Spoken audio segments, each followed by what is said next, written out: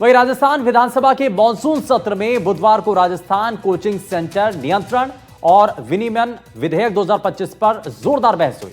विपक्ष ने सरकार पर कोचिंग सेंटर्स को संरक्षण देने का आरोप लगाया है और साथ ही बिल को युवाओं और शिक्षा व्यवस्था के खिलाफ बताया। हालांकि कोचिंग बिल पर सदन में चर्चा के दौरान कांग्रेस में ही मतभेद देखने को मिले। कांग्रेस का कोई नेता इस विधेयक को बच्चों के खिलाफ बता रहा है तो कोई इसे जरूरत करार दे रहा है।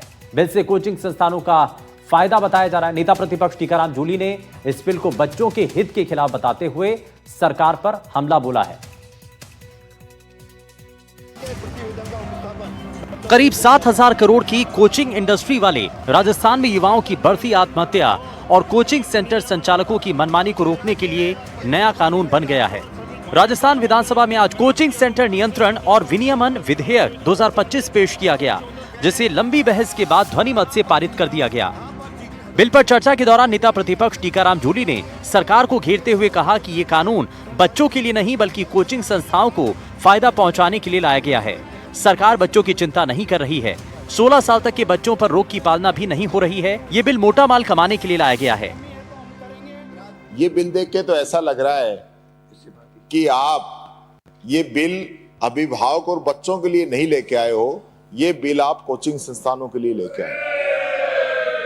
आप उल्टा उनको और मजबूत करने का काम कर रहे हो। नहीं तो आप कारण बता दीजिए। आपने उनको फायदा देने के लिए आपने इस संख्या को 50 से 100 किया है।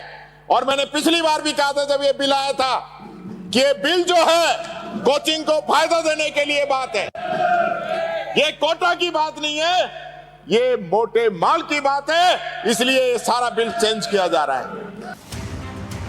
सदन में कांग्रेस के विरोध के बाद भी कांग्रेस के ही विधायक और प्रवर समिति के सदस्य राजेंद्र पारिक ने बिल का बचाव किया। उनका कहना था कि ये कानून बच्चों को अवसर देने वाला और आज की जरूरत है। तो माननीय अध्यक्ष महोदय, अवसाद के कई कारण हैं, लेकिन हमने एक ये परसेप्शन बना दिया कि कोचिंग इंस्टीट्यूट में कोचिंग के जो संस्थापक है वो ये एकमात्र कारण है। उन बच्चों पे वो इतना दबाव डाल देते हैं कि वो सुसाइड कर लेते हैं। क्या उनका अभिभावक शामिल नहीं है? क्या अभिभावक जो है अपने बच्चे को उसकी सीमाओं से, उसकी योग्यताओं से अपेक्षा जा करके उससे वो ये उम्मीद नहीं करते कि मेरा बच्चा तो आईएएस ही बनना चाहिए, मेरा बच्चा तो इंजीनियर ही बनना चाहिए, मेरा बच्चा तो डॉक्टर ही बनना चाहिए?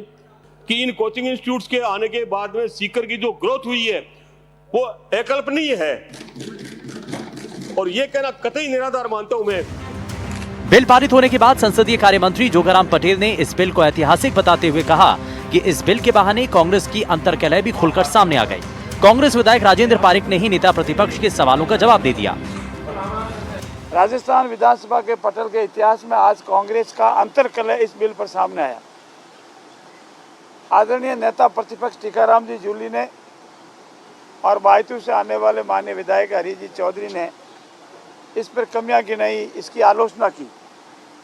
उसी जगह सीकर से आने वाले माननीय विधायक राजेंद्र जी पारिक जो सबसे वरिष्ठ है और जो कमेटी के मेंबर भी थे, उन्होंने पूरी तरह से इस बिल को जनता के, विद्यार्थियों के, अभिभावकों के, कोचिंग सेंटरों के हित में बताया।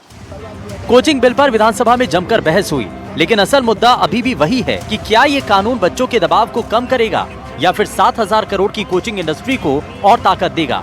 सरकार तो इसे सुधार बता रही है, विपक्ष इसे सौदा कह रहा है, लेकिन असल में ये कानून स्टूडेंट की आत्महत्याओं के सिलसिले को रोक पाएगा, ये सवाल है।